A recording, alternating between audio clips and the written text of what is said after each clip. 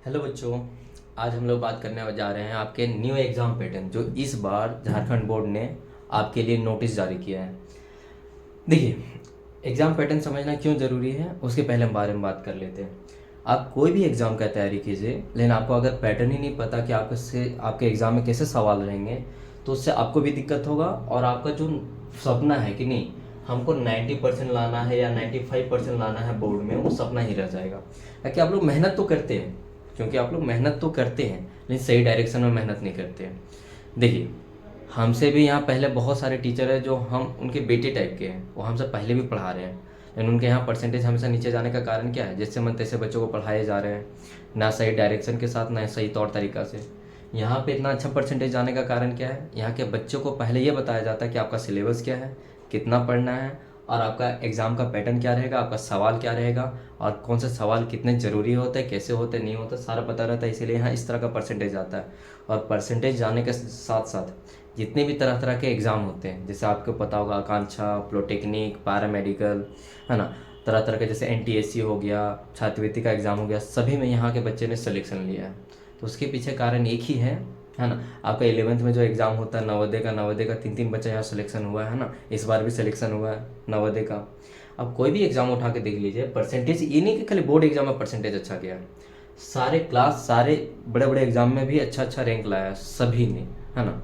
और रैंक एकदम roll number के साथ आपको प्रूफ के साथ मिल जाएगा, आप यूट्यूब चैनल से भी देख सकते हैं, हर जगह। देखिए, तो ये एक सपना ना रह जाए, इसके लिए आज हम लोग बात कर लें। कोई भी टीचर इस तरह का एफर्ट नहीं डालना चाहता, और हमसे भी बहुत सारे बच्चों ने शिकायत किया था कि सर आप अपने ही कोचिंग के बच्चों को ज़्यादा ध्यान देते हैं, हम लोग को उतना ध्यान नहीं देते हैं, है ना। तो आज के बाद आप मेरे भी कोचिंग के बच्चों के ऊपर ध्यान रहेगा, साथ में जो पढ़ना चाहते हैं, जो दिल लगा के पढ़ना चाहते हैं, जो सही से टेक्नोलॉजी का यूज़ करना चाहते हैं, आपके पास अगर नेट है, आपके पास अगर यूट्यूब है, फ़ोन है, तो आप देखिए, वादा करते अगर आप इस चैनल से जुड़े रहते हैं, आपका परसेंटेज 90% से 95% अगर नीचे आया, इसी के बीच में रहेगा। अगर इससे नीचे आया तो हमको बोलिएगा, खुद अपने रिजल्ट को मेरे साथ शेयर कीजिएगा, ये भरोसा रहा मेरा। बस आपको करना क्या है, जितना आपको यहाँ बताया जाए उसको एकदम ध्यान से सुनना है। अगर क्लास करवा जा रहा है क्लास कीजिए, नोट्स दिया जा रहा है नोट बनाइए, और साथ साथ में आपको टेस्ट भी प्रोवाइड करवाया जाएगा, भरोसा रखिए। बस अभी जो बात कर रहे हैं उस पर ध्यान देते हैं। देखिए, जेक बोर्ड ने इस बार नोटिस निकाला कि इस बार का जो आपका 10th का एग्ज़ाम होगा, स्पेशली 10th बोर्ड के लिए है ना, झारखंड बोर्ड के लिए एग्ज़ाम का पैटर्न होगा पिछले साल से थोड़ा सा चेंज होगा, थोड़ा ज़्यादा नहीं, थोड़ा सा चेंजेस है। पिछले साल में क्या था, एमसीक्यू। एमसीक्यू का मतलब आप समझते हैं कि 4 ऑप्शन, जिसमें एक क्वेश्चन रहता है, 4 ऑप्शन रहता है, उसमें 3% का क्वेश्चन था, 3%, सब्जेक्टिव आपका 50%, और इंटरनल असेसमेंट 20%, टोटल आपका 100% होता है। 30% एमसीक्यू का मतलब होता है एक 30 नंबर एक एक क्वेश्चन था, टोटल 30 क्वेश्चन था एमसीक्यू में। सब्जेक्टिव टोटल 50 नंबर का, 30 और 50 कितना हो गया, 80।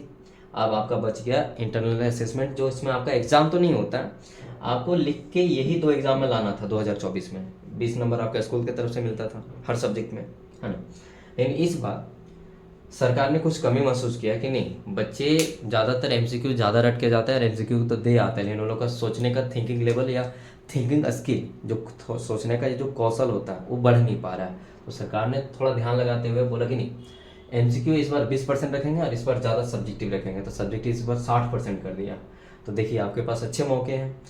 कभी कभी होता था एमसीक्यू में 4 ऑप्शन में अगर कोई ऑप्शन नहीं समझ में आ रहा तो कुछ भी गलत हो जाता, लेकिन सब्जेक्टिव में कुछ ना कुछ लिख के आइएगा। तो इस बार और अच्छा चांस आपके लिए। इसको नेगेटिव वे में मत लीजिए, पॉजिटिव वे में लीजिए कि नहीं, इस बार लिख के और अच्छे से नंबर ला सकते हैं, और आपका परसेंटेज इस बार और अच्छे से बढ़ सकता है ना। तो सब्जेक्टिव 60% बढ़ा दिया, 10% यहाँ घटा दिया एमसीक्यू, तो एमसीक्यू इस बार 20% रहेगा, सब्जेक्टिव 60% रहेगा 2025 का, वो जो आप एग्ज़ाम दीजिएगा, है ना। और आपका इंटरनल असेसमेंट 20 नंबर का रहेगा या 20% का रहेगा। इंटरनल असेसमेंट में बच्चों को बहुत शिकायत रहता है टीचर से कि नहीं, टीचर उसको 20 में 20 दे दिए, लेकिन हमको 20 में 20 नहीं दिए, हमको 17 दिए, हमको 18 दिए। ऐसा बात नहीं है। टीचर अगर इंटरनल असेसमेंट आपको पाना है तो कुछ टिप्स बता देते हैं। आप अगर क्लास जा रहे हैं तो रेगुलर जाइए, है ना, क्लास रेगुलर रहिए। दूसरा, आपको जो काम करना है, आप क्लास में डिसिप्लिन बना के रखिए, है ना। टीचर के नज़र में दिखना चाहिए कि आप बहुत डिसिप्लिन वाले स्टूडेंट हैं, ठीक है। और आपको क्या करना है, टीचर के नज़र में बने रहिए। जितने भी टीचर है उसमें कांटेक्ट, उससे कांटेक्ट रखिए। टीचर के नज़र में मतलब समझते हैं, अगर आपको कोई मैथ वाले टीचर हैं तो मैथ में लगता है कि नहीं, टीचर से बात करने से, इस टीचर से सवाल पूछने से उसके नज़र में बने रह सकते हैं, तो उनके नज़र में बने रहिए। आपके देखिए 20 में 20 आएगा, है ना। क्योंकि टीचर जब प्रैक्टिकल वाला कोई एग्ज़ाम नहीं लेते हैं, इंटरनल असेसमेंट में एग्जाम नहीं लेते, बस देखते कि नहीं ये बच्चा सिंसियर है, ये बच्चा रोज क्लास आता है, रोज डिसिप्लिन में रहता है, अच्छे से सारा सवाल पूछता है, अच्छा हमेशा कॉपी चेक करवाता है, कोई बहाना नहीं बनाता है, तो 20 में 20 दे देता है ना। ये आप कर सकते हैं। तो इसे इंटरनल असेसमेंट में ज़्यादा आपको नंबर पाना है, रेगुलर क्लास जाइए, टीचर के नज़र में हमेशा बने रहिए, सारा सब्जेक्ट के टीचर के, चाहे साइंस हो, इंग्लिश हो, हिंदी हो, SST हो, किसी में भी हो, या इंग्लिश हो, किसी में भी सारे टीचर के नज़र में अच्छे से बने रहिए, आपका मिल जाएगा।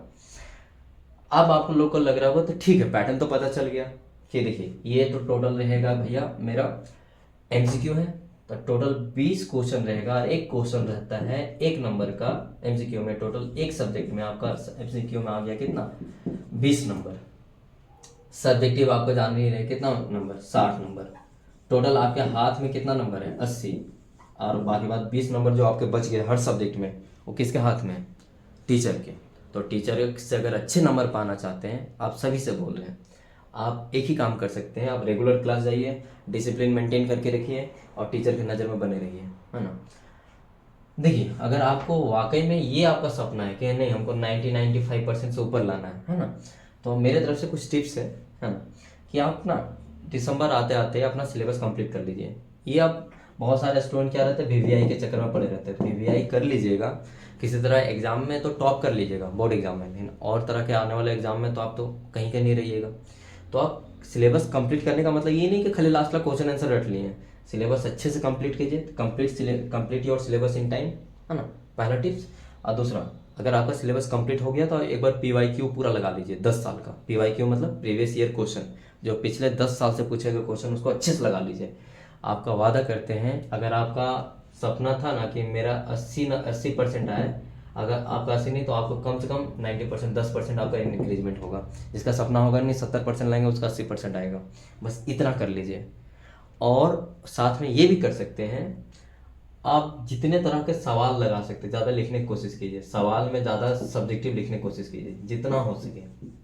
आप लोग से इतने ही, जितना हो सके उतना लिखने का कोशिश कीजिए सब्जेक्टिव में, है ना। ताकि जितना, देखिए एक टाइम के बाद माइंड भले भूल जाए, लेकिन हाथ से लिखा हुआ चीज़ हाथ नहीं भूलता ऑटोमेटिक। आप साइन करते देखते इधर उधर भी नज़र डालते हाथ चलने लगता है। तो ज़्यादा ज़्यादा लिखने का प्रैक्टिस कीजिए, इससे 2 फायदा होगा। आपका बोर्ड एग्जाम में आपका स्पीड बना रहेगा, हाँ, लिखने का स्पीड, साथ साथ में आपका टाइम मैनेज हो जाएगा। जितना आपको टाइम चाहिए, ऐसा नहीं लगेगा कि टाइम हमको कम मिला। तो स्पीड और टाइम मेंटेन करने के लिए आप घर में लिखने का प्रैक्टिस कीजिए। सर, आप जहाँ भी ट्यूशन पढ़ते हैं सर से बोलिए कि जितना तरह का सवाल है सब्जेक्टिव में बना के दे, आप खुद लिखें, उनको कॉपी चेक करवाएं। ये नहीं कि कॉपी चेक करवाने का नहीं रहे चेक करेंगे, ये बहाना बनाने वाला काम नहीं। आप बोलिए कि सर गलती कहाँ है, उनको बताइए, वहाँ सुधार करेंगे। चलिए, आशा है आपको समझ में आ गया होगा। तो इस बार आपका ज़्यादा फोकस किया गया है सब्जेक्टिव में, तो ध्यान रहे कि आप लोग ज़्यादा ज़्यादा इस बार सब्जेक्टिव में फोकस कीजिए। आपका इसमें 2 टाइप का सब्जेक्टिव रहेगा, लघु और दीर्घ। इस बार ऐसा ही रहेगा, लघु वाला और दीर्घ। दीर्घ आप जानते हैं लंबे प्रश्न के उत्तर को दीर्घ बोला जाता है, लघु जिसमें छोटे छोटे प्रश्न के उत्तर देने पड़ते हैं, है ना। तो इस बार ऐसा रहेगा। और इंटरनल असेसमेंट आपको 20 नंबर का रहेगा स्कूल की तरफ से। आशा है आपको समझ में आ गया होगा। आपको वैसे वैसे यहाँ कॉन्सेप्ट इस चैनल पे मिलेगा, जिसमें आप कभी टीचर से समझते नहीं, भूल जाते हैं, लेकिन एक बार यहाँ समझने के बाद आप भूलिएगा नहीं, है ना। तो देखते चलिए, धीरे धीरे समय के साथ आते चलेगा। आशा है ये वीडियो आपको समझ में आया होगा और बढ़िया से लेके चलिएगा। अगला आपको वीडियो मिलेगा मैथ के सिलेबस के बारे में, कि मैथ का सिलेबस को कैसे रेडी करें और कैसे ध्यान में रखें, है ना। तो मैथ के सिलेबस के बारे में आपको वीडियो मिलेगा। नेक्स्ट वीडियो इसी के बारे में मिलेगा।